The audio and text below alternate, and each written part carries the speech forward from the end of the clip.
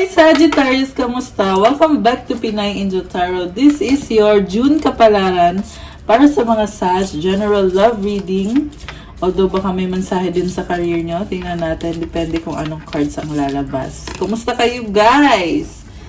So general reading po ito, pero pag nag-resonate, comment nyo para alam ko. Comment present para alam kung nanonood kayo. Kung kailangan nyo naman ng gabay in case nag-resonate yung reading at kailangan nyo ng more information, pwede kayong mag-book ng private reading with me. Message lang kayo sa Facebook page ko, Pinay Angel Tarot, or sa Viber or sa WhatsApp para mas mabilis. Nasa description box po yung contact details ko. Pa-like na din po ng mga social media accounts ko. Kung bago kayo sa channel na to, welcome. Please subscribe kung na-enjoy nyo yung ginagawa ko, kung nagustuhan nyo yung vibe dito, at yung positivity. Okay, ready ko lang yung mga cards nyo guys. Kumusta kayo? Na-miss ko kayo. Tignan natin anong paparating kay Leo this time. Kukuha ko din kayo ng special cards from this tarot deck. Ano ang energies? Ayan, 1, 2, 3 angel numbers. It means take it one step at a time. Huwag daw magmadali. Ay, sorry, Sag. Leo ba yung masabi ko? Sagittarius. Baka may kadil kayong Leo. Okay. So, manifestation ni Sag. Anong energies ang connected sa manifestation ni Sag? Oh my gosh. Okay. Ang lumabas na cards, unahin natin to guys. Surprise and love. Oh my gosh. May magsusurprise sa'yo or baka nangyari na nga, may nag-surprise na nga sa'yo. Love conquers all. Nilaban niya or ilalaban niya yung love ninyo. Nakakatawa naman ito. Ang gaan. Parang sobrang good vibes. Sobrang positive ng vibe. Yung crystal na nakuha mo, uy, taray, sapphire. Ang ganda, blue sapphire. Ang mahal nito guys at sobrang hirap hanapin. So sabi dito, royalty, wisdom, knowledge. Fairness rule the kingdom when sapphire wears the crown. Sapphire wields its power through kindness and wise judgment, bringing good luck and fortune to those who wear it. A gem with a regal presence throughout history, sapphire is considered to be sacred, representing celestial hope and faith. Known as a stone of wisdom, sapphire enhances focus, concentration, and learning abilities. Sapphire activates the third eye and throat chakras, guiding you toward knowledge beyond this stratosphere. Oh, para to kay Virgo, Libra, Sagittarius. Moon and Saturn yung planets na connected. Oh my gosh. Kaya pala, pakita ko sa inyo yung sapphire ko na bracelet. Sandali lang guys. Kasi I also have Sagittarius sa Venus ko. Yeah, Venus Sagittarius ako. Kaya kung alam nyo na yung sign sa birth chart nyo, yan, mahalagang alam nyo yun. This is my sapphire bracelet. Feel nyo yung energy niya. Dark yung color niya, pero yeah, this is blue sapphire. Ayan, shinare ko lang kasi gagamitin ko siya. Sobrang lakas kasi ng sapphire kaya isa to talaga sa favorite kong crystals. Okay, back to the reading. Royalty, wisdom, knowledge. Ang ganda. Marami kang natutulungan. Kindness and wise judgment. And napakaswerte ng energy na to. So, mukhang nakaka-attract ka ng swerte ngayon. Kailangan mo din to pang-enhance ng focus, concentration, and learning. Wow, very nice. Okay. So, yung cards for your manifestation, King of Keys, Judgment card, the Devil, Queen of Keys, and the Sun.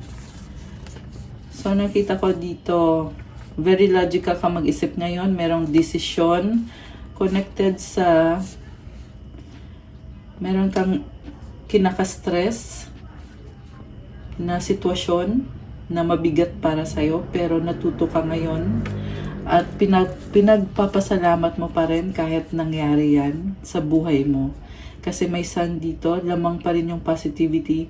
Na-appreciate mo pa rin yung mga blessings na dumadating sa buhay mo kahit hindi perfect ang mga bagay-bagay. Ayan, and natututo ka, you are really learning. May mga realizations ka rin. Okay, the sun is also about new beginning, may bagong simula. So, kung ang manifestation mo ay tungkol sa love life, I feel like meron pagkukulang yung person mo. Pero sinasabi mo dito, kahit na nagkulang siya, mahal ko naman yung taong yan, tatanggapin ko siya. Kahit merong problem na hindi pa naayos, pero masaya ako, party siya ng buhay ko. Ayan, grabe. Ang lalim naman. Ang lalim. Kuha ko kayo ng moon card. Moon card ni Sagittarius ngayon. Communication is key, no man in Gemini. So, siguro maraming impormasyon na dumadating na in-exchange ninyo, nag-uusap. Merong pag-uusap. Bagong simula din to. Ayan, kailangan mag-usap para magkasundo, magkaintindihan kayo. Okay. From the tarot, ito na. Tingnan natin. Overall energy mo is the Chariot. Uy, very nice. Palaban ka. Ang galing. Calling to the universe sa'yo na sinasabi sa'yo, ipaglaban mo yung taong yan. Ipaglaban mo yung relationship nyo. Kailangan mo yan para sa'yo yan. Binabalanse mo eh. And, kayang-kaya mo. Okay, I love it. Also, sinusuportahan ka ng universe, Sag. Kaya, yung ibang mga nangyayari sa'yo, dati mo na yung pinagdasal at nakikita mo na ngayon, nangyayari na ngayon. Okay, so recent past, Knight of Pentacles, Seven of Wands, and the Eight of Pentacles. So, nababagalan ka. Kaya, pinipili mong manahimik habang nabibisi ka sa mga gawain mo, pero hinihintay mo yung taong yan. Yung iba sa inyo, magkalayo kayo, may long distance relationship or separation, baka umalis yung person mo, baka nagtrabaho or nag-abroad or something, o baka lumipat ng bahay. Tahimik ka lang eh, nagtitiis ka, pero talagang nag-hope ka for a new beginning with this person. Umaasa ka talaga. Sa current energies mo, oo, meron ng new beginning. Yes, wish fulfilled kasi andito yung the star. Mahal mo siya. Tinitiis mo kahit nahihirapan ka kasi may mga opportunities din na dumadating dahil sa taong yan na dumating sa buhay mo. Pero, meron pa rin isang problema pa dito na hindi pa naaayos. Four of Cups, parang gusto mong lumevel up pa eh. Nakukulangan ka. Sabi dito, oo, andyan siya, mahal niyo isa't isa, pero gusto mong, kasi itong Four of Cups, parang naboboard ka. Parang feeling mo, ang boring naman ito. Parang gano'n. Oo, andyan siya, masaya. Masaya kasi merong connection sa aming dalawa, pero boring in a sense na gusto mo yung thrill, yung, alam mo yun, yung sobrang umaapaw sa excitement. Yun yung hinahanap mo. May na-feel din ako na isusurprise ka. Ayan, so, ayan, kaya naman merong star eh. Ayan, binigay talaga ng universe to sa'yo. So, surprise na pag-ibig. Baka maibigay na regalo, baka magpunta siya sa'yo, magkikita kayo, magdi-date kayo. Baka surprise na tawag. Nakakatuwa, sobra. Ayan. Siguro appreciate and enjoy it. Okay? Kasi parang pinangungunahan mo. Yun yung nafe-feel ko dito eh na ginajudge mo na kagad na, oh, ito na naman, alam ko na yan, boring naman yan. May ganun eh. So, ang taas ng standards mo. Ayan. Pero sa totoo lang, masaya ka. Kahit na parang, yun na, parang nakukulangan, no? Sa near future, the Devil, Knight of Wands, and the Ace of Wands. Oh my gosh, attachment and attraction. Alam mo, nakikita ko dito, sobra kang na-obsessed sa taong yan, and ini-enjoy mo yung company niya, and physical attraction talaga. Actually, kayong dalawa naman pareho, pero more on sa part mo to eh. So, i-clarify natin kasi tingnan din natin kung ano yung nafe-feel ng person na yan para sa'yo. Yeah, syempre, una sa lahat, mahal ka niya. Oh, wow, the sun, may offer sa'yo bagong simula. I love it. Alam mo yung person na to, nawala siya eh. Nag-focus siya sa sarili niya. Pero ngayon ito, the sun, nakikita ko, mag-o-offer sa'yo. Ayan. Nasabi ko na actually kanina yung surprise tsaka yung love. Alright. So, that's nice. Okay. Baka may kadil kang Leo or someone na may Leo sa chart. Make sure na alamin nyo din yung mga signs sa birth chart nyo. Okay. So, bakit nga ba naiinis ka dito sa recent past? Bakit? Ten of Pentacles, the Strength card, Ace of Cups, and Three of Pentacles. So, una sa lahat, may partnership kayo. Hinihintay mo siya kasi excited ka na matupad yung mga pangarap ninyong dalawa. Ace of Swords. Kasi may bago kang idea na gusto mong itry ninyo ng person na yan. Kung manonood ba ng movie or kung ano man yung bagong idea, there is attraction. King of Wands. Nagtitiis ka pero nilalaban mo talaga yung sa connection nyo. Parang medyo ma-pride ka dito.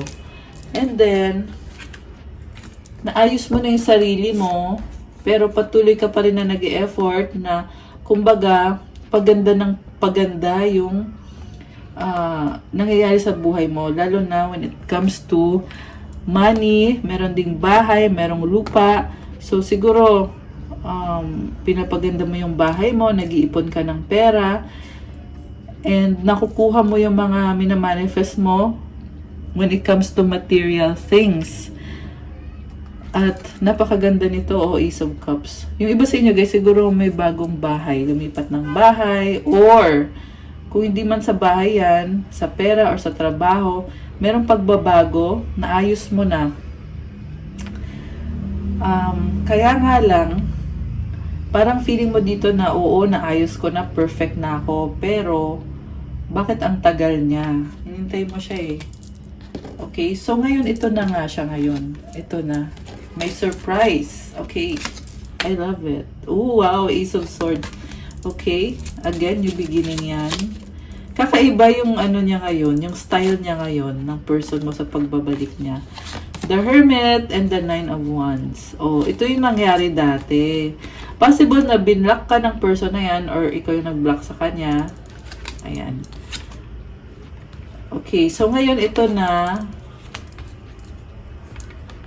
After ng awayan, ito na eh. Nakakaloka. Okay. Meron pag-aaway pero ngayon nakikita ko nagtatry pero pasikreto pa eh. Parang ayaw niyong aminin na gusto mo naman talaga siya at ikaw gusto ka din naman niya. Ayan the Lover's card. Diba? Alam niyo kung bakit niyo tinatago? Kasi marupok kayo eh. Very pure ng intentions niyo. So, the lovers, baka soulmate kayo or kung hindi man talagang ang lalim ng connection na ito. Ayan, dumating na kayo sa point na kinoconsider niyo na bilang lover yung taong yan. Wow naman! So nice. Okay. So, i-clarify natin. Ten of Swords, the Empress, Three of Wands. Oh my gosh! Ten of Cups, guys! Ang ganda! The Wheel of Fortune, napakalaking blessing sa love, King of Swords. Pinag-aaralan mo eh, parang na-realize mo din na, wow, ang ganda naman nito, ang swerte naman nito. Nakakatuwa. So, meron ako nakikita nagdi-date. Ayan, meron din dito nagpaplano about the future, about family. Pinag-uusapan about pamilya. Ayan, guys. Ikaw to eh. Jupiter energy, the Wheel of Fortune, Sagittarius.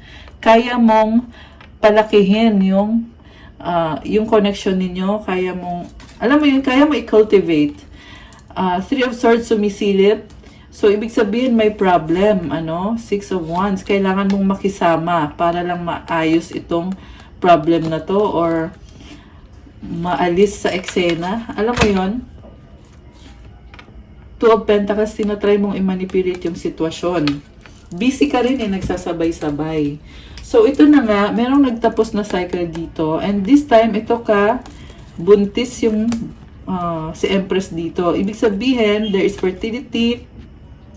Andito rin yung Three of Wands. This is also creativity. Parehong number 3. Ayan, 3. 3 din to. So, ibig sabihin, tapos na yung dating cycle na yan. Tinalikuran mo na. Ito ka na, handa ka na para magkaroon ulit ng sobrang happiness dito. Oh my gosh, guys! Kilig-kilig ako sa reading ninyo. Okay. This is so nice. Yung iba sa inyo, guys, merong mabubuntis. Ayan, Sag.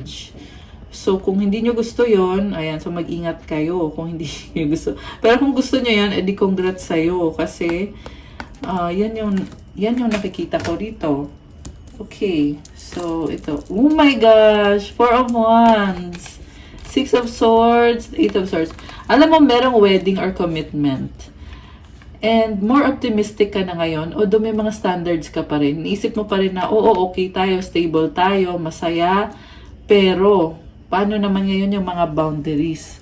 Hindi ka makaalis sa isip mo. 222 on the clock. Oh my gosh, may angel numbers. 1222 actually. So, ayun Sag, meron pa rin harsh na energy na kaya sobrang nafe-feel mo ang hirap nito. Pero, masabi ko lang, huwag masyado mag-alala kasi kailangan mo din i-appreciate at i-enjoy kung ano yung meron sa harap mo. Okay? Minsan kasi yung mga bagay na yan na naiisip mo, maayos lang din naman yan on its own or di kaya sa tamang panahon. And I feel like ipaprocess pa yan. Okay? So, wag lang masyadong mag-alala. Judgment card! Oh my gosh! So, yung iba sa inyo kailangan magdesisyon. Judgment card is also about removing obstacles. Bagong simula din ito. Kita mo nakaangat siya, para siyang lumilipad. Para kang na-heal na, kumbaga, ito na yung hinihintay mo ng matagal. Nag-heal ka na, or on the process of healing ka na. At you are happier and better. Okay. Tingnan natin yung feelings ng person mo. Or natingnan na ba natin? Nawala tuloy sa isip ko. Kasi ang ganda ng reading. Okay. 9 of Pentacles, mag-isa siya. King of Swords and the 2 of Swords. So, very independent person. Meron pa siyang hindi naabot sa career o sa kaperahan niya. Na pinag-aaralan niya. Na parang nag-iisip ata siya ng bagong negosyo or bagong pagkakakitaan or baka bagong trabaho or baka maglilipat. So, nakikita ko sa person mo, may mga fear. Fear para sa future. Ayan, bakit kaya ganun yung lumabas? Masyado naman seryoso.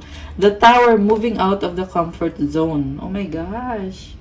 So, parang feeling niya ngayon na kailangan niyang ayusin ngayon na yung para sa future niya at sa future ninyong dalawa. Alam mo, sobrang nagkikare to sa'yo. Although hindi lang niya na ipapakita masyado, no? Hindi siya ganun ka-vocal si King of Swords. Ayan, pero may surprise siya sa'yo. Oo, pinapakita niya kahit papano, pero hindi yun lahat. Meron pa siyang mga tinatago pa na malalim na emosyon. Also, dito yung 5 of Cups, meron siyang panghihinayang about sa mga nangyari sa buhay niya. Kaya siguro napapansin mo yung person mo na parang nag-worry, medyo emotional siya. Alam mo yun, kasi mukhang meron siyang pinagdadaanan. Pero kasama ka naman sa mga lagi niyang iniisip. Okay, anong outcome dito? 5 of Pentacles, 6 of Pentacles, the Fool, the Moon. Sa bottom of the deck is 6 of Cups. Alam mo, sobra kang na-miss ng taong yan. Mayroong kilig moments. Oh my gosh! I love it. May pakilig moments. Wow, the universe. Endings and new beginnings. I love it for you guys. Talagang meron kang ma-obstacle, ma-overcome na obstacle. I love it. 8 of Wands, the Hierophant, and the Knight of Cups. Merong communication about healing or blessing. Ayan, kita mo si Hierophant, nakataas yung kamay niya. Para siyang nagbe-bless So, siguro baka sinasabi mo sa kanya na, okay, tanggap kita, i-bless kita, kung ano man yung plano mo. Sana ay ikaw ay maging successful. Possible din na baliktad, baka siya yung nagsabi sa'yo ng ganyan na, Sag, kaya mo yan, susuportahan kita, mahal kita. Alam mo, grabe yung pagmamahal sa'yo. Parang sinasabi din niya dito na, kung pwede lang, tulungan kita, kung kaya ko lang, Kasi meron siyang Knight of Cups, very romantic naman pala eh. Ayan oh, pinoproblema niya. Iniisip niya, paano ikaw, Sag? Oh my gosh! Queen of Wands. So, ito siya, oh, may offer siya sa'yo. I love it. So, baka kadil mo ay fire sign, Aries, Sagittarius, or anyone na merong gustong i-offer sa'yo. Nag-a-adjust sa'yo to. Nakita ko yung pusa. So, cat symbolizes being flexible. Pinag-aaralan ka niya at may mga realization siya, mas lalo kanya nakikilala, kaya na-adjust din niya yung sarili niya na para i-please ka or gawin niya yung best para maging masaya ka. May nakita din akong sobrang attraction, guys. Sobrang attracted sa'yo. Itong person mo. Justice, baka may kadil kang Libra. Palaban din to. Palaban din yung person mo. Okay, so Page of Pentacles and the Two of Cups. So again, blessing yung nakikita ko, acceptance, reconciliation, you love each other, you care for each other, mutual understanding. So ito namang cards na to, ma-overcome nyo yung pagiging hopeless. Ayan, from 5 of Pentacles, naging 6. Ibig sabihin from being down, nagiging better. Ayan, sorry, nagulat ako. Ang lakas pala ng ano ko, sorry. I-off ko muna to. Nabigla ako sa sound, char.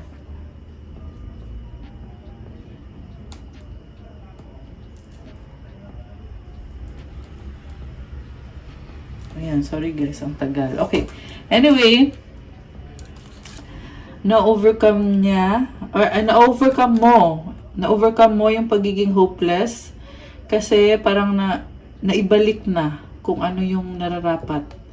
And you are taking the leap of faith at talagang hinihil mo yung sarili mo. May moon dito. So, you are going within your emotions para i-assess ano bang nangyayari, ba't ganun yung na-feel ko, ba't ngayon ito ganito yung na-feel ko, ano ngayon ang kailangan kong gawin para ma-maintain ito. So, you're taking a risk now. And medyo may mga unclear na mga bagay, mga unknown pa para sa'yo. Pero sa nakita ko, maganda to kasi bagong simula. Very exciting. I love it! Oh my gosh! Ayan. Ano gustong sabihin ng person mo na hindi niya masabi sa'yo? Okay. Dito magkakaalaman. Charot. Okay. Anong gusto niya sabihin? The timing just wasn't right for us. Oh, ibig sabihin, supportive siya sa'yo.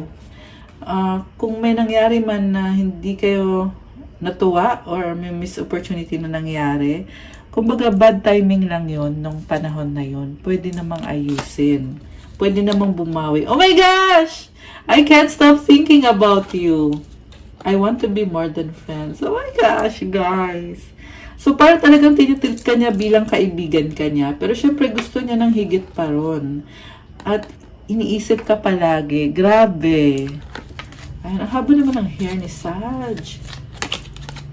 I am becoming a better person. Wow, guys. Nakaka-touch naman to.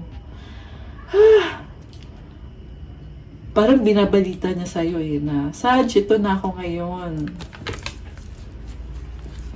I'm not available. So, meron din mga bagay na hindi niya sinasabi. Tahimik lang siya. Ayan, sa ibang bagay, ino-open up niya, nakikita mo, pero merong ibang bagay talaga na tahimik. Nasa bottom of the deck to eh. Ayan, ibig sabihin unknown. Ayan. Ano pang gustong sabihin ng person ni Sag na hindi niya masabi? Ayun, tumalon. I'm starting to understand our connection. I wish I could share my goodness with you. Oh my gosh. Oh my gosh! I love you unconditionally. Ayan, sobra kang mahal. Parang sinasabi niya, naintindihan ko na ngayon yung connection natin. At sana nga, ma-share ko din sa'yo yung magandang balita na nakuha ko. Grabe guys, may realization siya. At alam mo, tinatago-tago niya to. Kasi nakaganyan eh. Tapos biglang ginanon ko, diba? Kasi may nagsasabi sa akin na tingnan mo yung ilalim. At ito yun, I love you unconditionally. Hindi lang niya sinasabi sa'yo, pero yung pagmamahal niya sa'yo, walang condition yan. Just being near you is intoxicating. Umaapaw yung attraction niya sa'yo. Oh my gosh! Okay. Anong advice para sa mga Sag? Oh, 21222. Tsaka may 123 din na angel numbers. Ibig sabihin, take it one step at a time. Ayan. So, kung nakikita nyo din yung angel numbers na yon, may mensahe dito para sa'yo. So, ito naman ay ang self-care card para sa'yo. Okay, tingnan natin. Self-care card mo, health check-up. Ayan, so siguro kailangan mo na ipa-check yung health mo. Baka may nararamdaman ka na kailangan mo ipa-check. Sync with the moon. Ito naman, ibig sabihin, kumukonekta sa emotion mo, sa inner emotions mo, and sa energies ng moon. So, that's the way that you love yourself. Kung, alam mo yun, kung pinaprocess mo yung emotions mo. Ayan, so ganun lang yun. And I feel like gusto mo lang talagang may time ka na mag-isa ka, mag-isip-isip, i-rest mo yung mind mo, yung heart mo. Nakakatawa. Ayan, okay. And then, ang advice card mo, perfectionism, permission to make mistakes is so freeing. It's the root of creativity and change. Allow me, divine, to make as many mistakes as I need. Free me from the prison of perfectionism.